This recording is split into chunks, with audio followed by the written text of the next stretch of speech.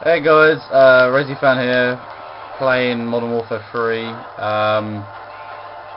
Whilst I'm playing this, I just wanted to say this is the top 5 Nazi Zombie custom maps. Well, not custom, sorry. Nazi Zombie maps made by Treyarch. They're official maps, like 5 and stuff. This is my top 5, so yeah, I hope you enjoy, and I'll be talking about each of them at the same time. Oh shit.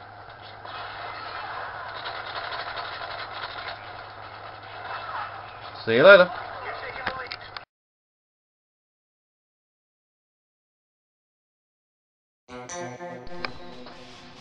My number 5 is Nacht der Untoten. Now, the reason I chose this map is because, personally, it was the first zombie map, it introduced it, and above all, it's challenging as hell.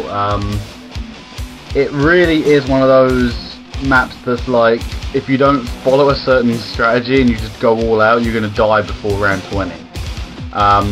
Even the best zombie players, I have like people like Syndicate and Yokeslayer, have only been able to get them like rounds like 35 on it.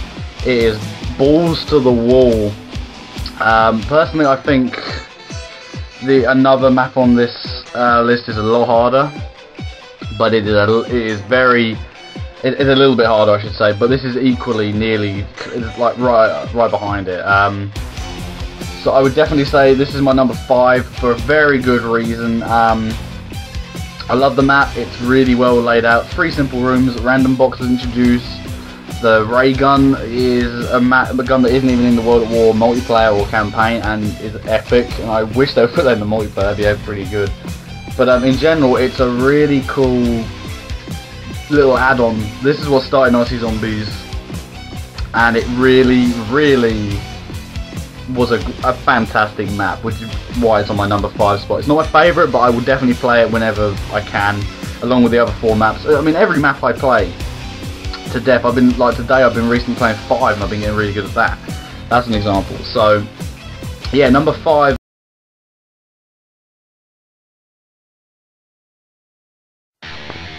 Number 4, Shangri-La. Now, I recently got this map officially according to this day, around about 2 to 3 days ago. And after hearing from a lot of people that play, they're going, it's either alright, or, oh, it's not that good, or, oh, it's shit. And nobody's going, oh my god, it's amazing. At first, this map was like, you know, it's not bad, it's pretty decent. But it's nothing really, at first it was like, eh, you know, it's okay. Pretty much. But the more I've played it recently, and the better I've gotten on it, it's really fun. This was the first map that made me pretty much jump into the game and literally, let me rephrase that, sorry. When I first saw the trailers for Ascension and Call of the Dead, despite them looking good, I wasn't like, oh man, I gotta go get this, you know. And then I saw the Shangri-La one, I just saw it like a leaked trailer of it, and I was like, shit, there's a napalm zombie on an exotic like Asian jungle and shit. This looks really good. I should get the map pack. So I got Ascension first try. I wanted to get them in order, and then I got Call of the Dead. I missed Shangri-La because Moon came out. Plus, you get the 4 maps from World at War included. So I jumped on that. My brother bought it anyway for me. I was like, oh, okay, cheers, you know. And he got Shangri-La before me, so it was an alright map. But we play it, and then I got it, and I played it with some friends, and I've been waiting to play it with my brother, but he's not been on it lately. But still, it's very fun. It's very great. This is a very unique map in the fact that it has 2 boss zombies. In Call of the Dead, you have George Romero. In Moon, you have the Spaceman. Who else is there? In Shinonuma, Kino, Darius, you have the Dogs. In 5, you have the Pentagon Thief. In Ascension, you have the Monkeys. You know, they're all different ones. But in Shangri-La, you have 2. You have the Shrieker and the Napalm Zombie. The Napalm Zombie is pretty much a guy on fire who, if you get too close to him, will explode like a boomer from Left 4 Dead, and he'll produce just a trail of fire, which is good if they're on the bridge. You shoot them at one side of the bridge or whatever, any zombies that come near will get burned by it. You won't get any points, but you'll be protected, which is a bonus. And the Shrieker is basically just blurs your vision, but when you shoot them, it's like the Thunder Gun effect, like blast the zombies and all their heads pop off. So that's really good. And I found out at the same, you can get both of these zombies at the same time. For example, a napalm zombie was just there, and the next minute below him they all come from the ground, but came a Shrieker. So then the Shrieker was like coming towards me on fire, and I had to kill both of them. I did with the PM63, I believe. But Shangri-La, epic map, love it to death. Wish I'd gotten it sooner, to be honest. It was a really good map. So yeah, that's my number 4.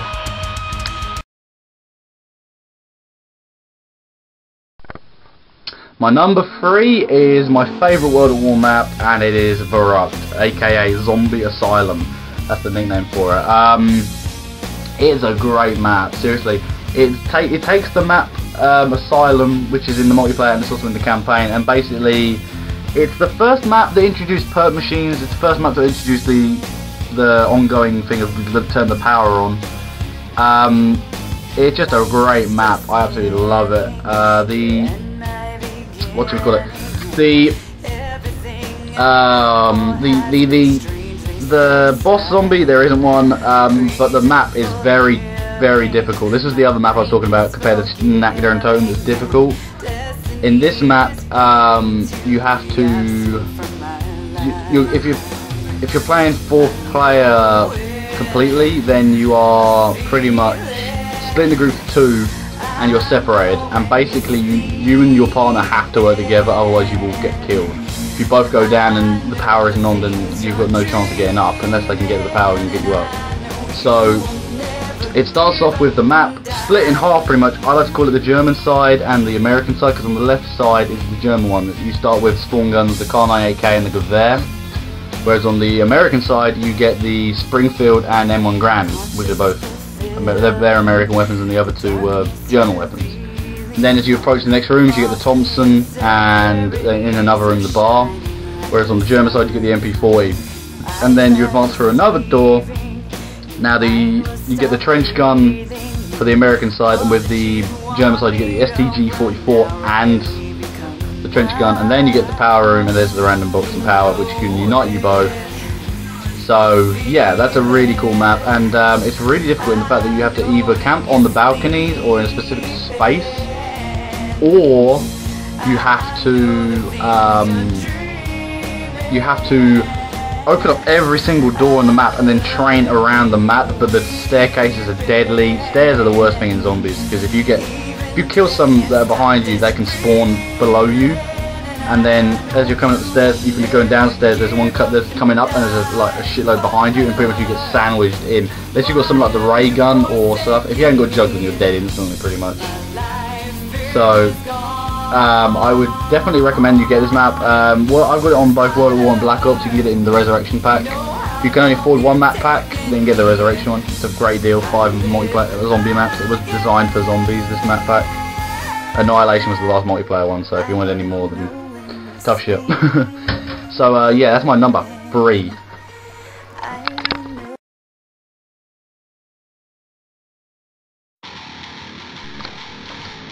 My number 2 is Moon. Now, a lot of people say this was the best map. Now, don't get me wrong, I love it. It's a great, well-made map, and personally, I think Treyarch put a lot of effort into it. Now, it's considered to be the last zombie map because the Easter egg. I don't want to spoil it for you, but have a look on YouTube if you don't want to be bothered to do the Easter egg.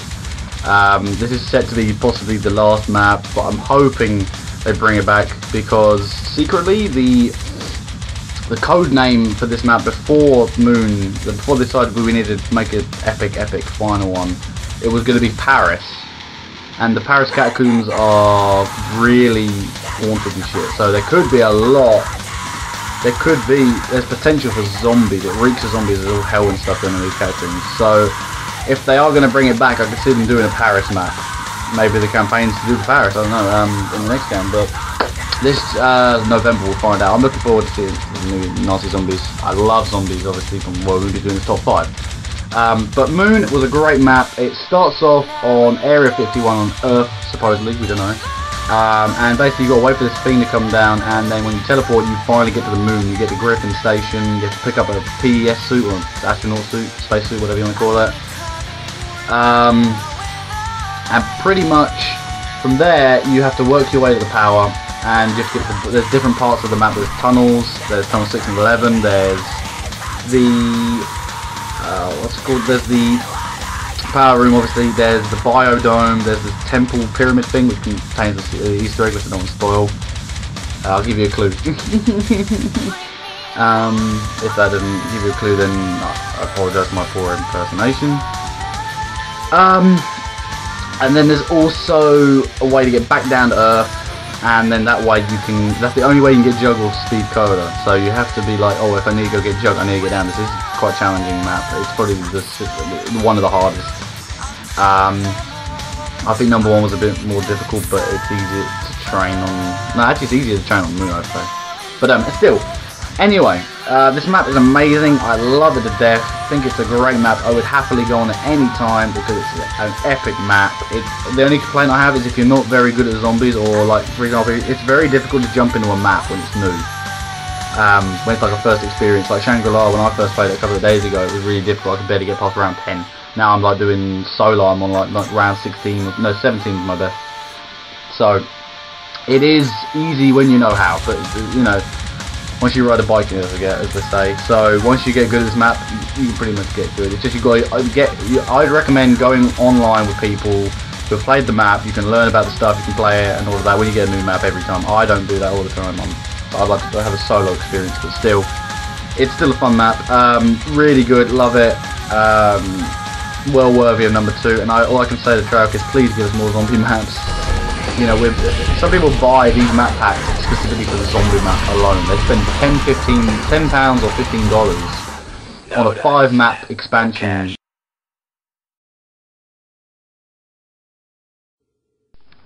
And my number 1, if you haven't guessed already, is Call of the Dead. Now, when I got this map, I thought, you know what, it's probably going to be an average map, but it's just epic. The boss is George Romero, the creator of Zombies.